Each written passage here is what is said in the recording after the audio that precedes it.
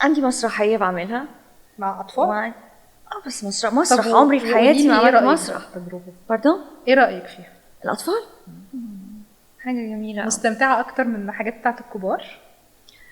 انا ما يعني اول مره في حياتي اعمل اطفال، ما عمري ما عملت اطفال، بس انا يعني بالنسبه لي السنه دي كان عندي مشكله كده.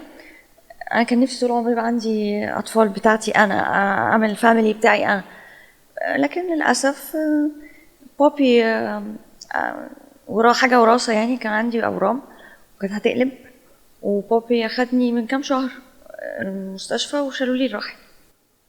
فاللي هو حسيت ان انا خلاص مش هبقى ام، يعني كان بالنسبه لي صدمه. ما تكفلي طفل.